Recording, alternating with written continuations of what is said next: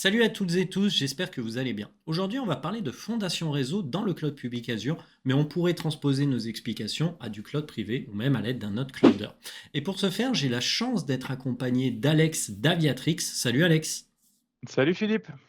Alors, est-ce que tu pourrais te présenter pour celles et ceux qui ne te connaîtraient pas? Ouais, bien sûr. Je m'appelle Alexandre Weiss. Ça fait 2 ans et demi que je suis chez Aviatrix et j'ai passé 10 ans chez Microsoft avant où on a pu travailler un peu ensemble. Je suis spécialiste dans le réseau et le fait d'aller chez Aviatrix a été vraiment naturel pour moi puisque j'adore le réseau et faire du réseau toute la journée, quoi.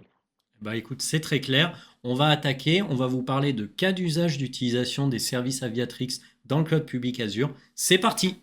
Preview.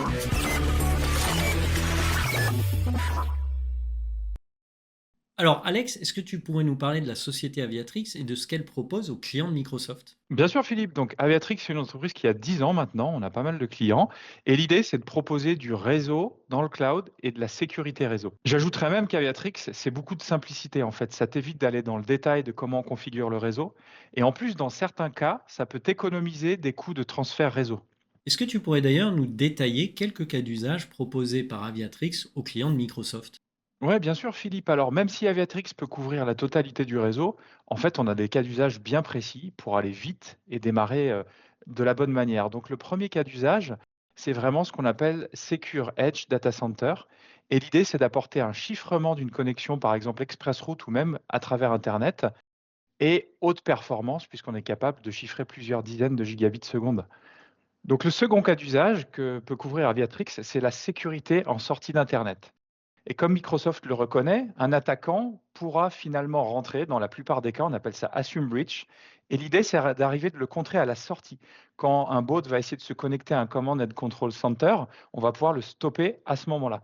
Les clients d'Avatrix, du coup, bénéficient d'une appliance qui va se mettre dans le VNet, qui va contrôler cette sortie. Ah bah alors ça, c'est un point très important parce que dans une précédente vidéo qui va apparaître, j'annonçais que le 30 septembre 2025, c'était la fin des adresses IP Shadow en sortie justement Internet des machines virtuelles, par exemple, proposées par Microsoft. Et donc ce que tu me dis, c'est que Aviatrix va répondre à cette problématique que vont rencontrer énormément de nos clients. Ah, exactement, Philippe, puisque chez les cloud providers en général, quand on veut sortir sur Internet, on utilise une NAT gateway pour faire une translation d'adresse IP. Et je suis sûr que tu as des vidéos sur le sujet. L'idée, c'est que ce périphérique-là ou cette, fonction-là est un peu limitée dans le sens où il n'y a pas de fonction de sécurité. Aviatrix, avec son contrôleur, va permettre d'injecter cette gateway, cette appliance et en plus ajouter des couches de sécurité, vers internet. Un autre cas d'usage, par exemple, c'est ce qu'on appelle le partner onboarding. L'idée, c'est que tu vas avoir plusieurs sites distants, tu vas faire dans ton business de l'acquisition de compagnies, ces compagnies vont avoir, et c'est quasiment certain, le même range d'adresse IP. On connaît bien la 192.168.0.0/24. L'idée, c'est qu'Aviatrix va pouvoir facilement connecter ces sites-là, même s'ils ont les mêmes ranges d'adresse IP, et ils vont quand même pouvoir parler à des applications qui se trouvent dans le cloud, et même parfois entre elles.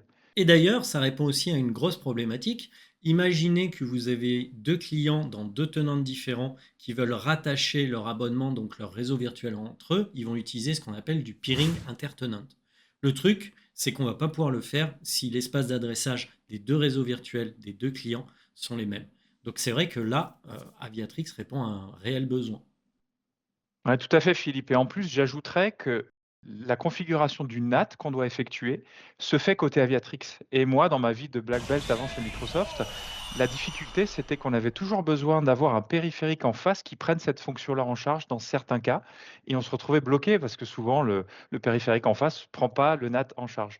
Ici, on peut vraiment utiliser Aviatrix et configurer tout du côté Aviatrix, ce qui fait que le tenant opposé vient avec ses adresses IP d'origine. Il n'a rien d'autre à faire.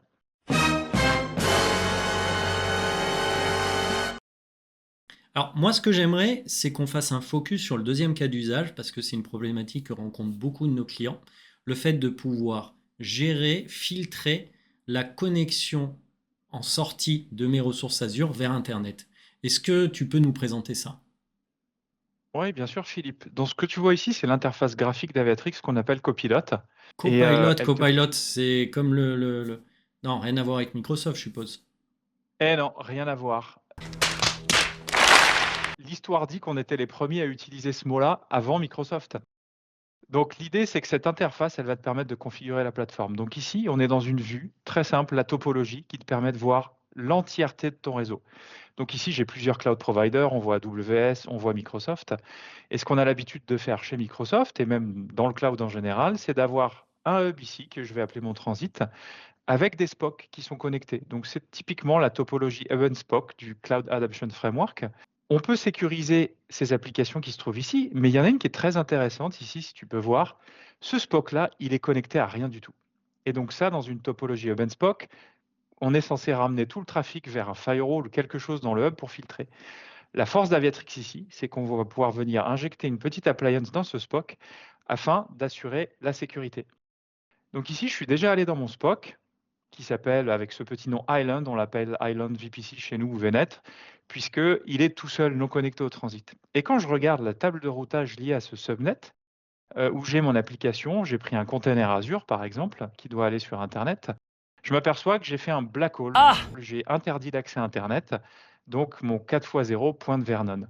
L'idée, c'est qu'avec Avatrix, on va pouvoir piloter cette route, la faire pointer vers notre Spock Gateway, afin de filtrer la sortie. Donc pour effectuer ce filtrage, je vais dans Spock Gateway, je choisis Azure, je donne un nom à mon Spock, par exemple Spock Gateway ici, et je vais sélectionner ma souscription Azure, la région dans laquelle je veux déployer, par exemple France centrale, et ici mon VNet, tout simplement. Je passe tous les détails, mais la taille de l'instance, ça dépend du flux que vous allez avoir sur Internet. Et pour notre cas d'usage ici, on ne parle pas de transit, donc on a juste à cliquer sur Save et ça va déployer cette appliance. Pour les besoins de la démo, je l'ai déjà fait en fait. Donc ce qui nous permet de voir ici le Spock déployé dans notre VNet. Encore une fois, on voit bien la table de routage où la sortie Internet est volontairement bloquée. Pour activer le filtrage, j'ai juste besoin d'aller dans le menu Y ici, YVPC VNet, et je vais faire activer la sortie locale. Et donc là, je vais chercher mon VNet Island que j'ai appelé, je fais ajouter, et là, ce que va faire Aviatrix, c'est que le contrôleur va appeler les API Microsoft afin de changer la table de routage de mon VNet. Donc si je retourne ici sur mon Spock Gateway, j'étais sur Island ici, et donc cette fonctionnalité-là, cet onglet-là, VPC VNet Route Table, permet d'aller interroger directement l'API Microsoft pour aller voir les tables de routage. Et donc si je retourne sur mon AC ici, et que j'actualise, on va pouvoir voir que la route 4x0 a été modifiée et qu'elle pointe maintenant vers la sortie Internet fournie par Aviatrix. Voilà. Donc ici, la 4x0 pointe maintenant vers une virtual appliance qui est en fait notre Spock Aviatrix. Ce que vient de nous montrer brillamment Alex, c'est que on va pouvoir gérer un Spock qui était complètement autonome, mais qui en plus était mal configuré. Alors pourquoi autonome? Parce qu'il était rattaché à rien, et surtout pas au web, ce qui est dommage. Mais en plus de ça, le 0000/0, donc pour sortir vers Internet, eh ben le next hop, le prochain bon réseau, menait à rien, le fameux black hole. Et ce qui nous a montré, c'est qu'en quelques secondes, en quelques clics, on va pouvoir déployer une machine virtuelle managée par Aviatrix dans un réseau virtuel Spock cible. Maintenant, c'est bien beau tout ça, Alex, mais est-ce qu'on peut aussi filtrer la sortie Internet?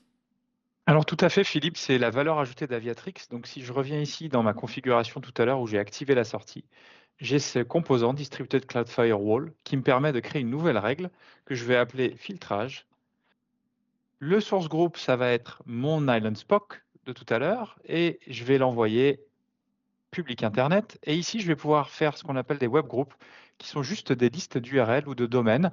On est capable aussi de faire de la décryption pour aller voir l'URL. Donc ici, je vais prendre des domaines et je peux rajouter des ports.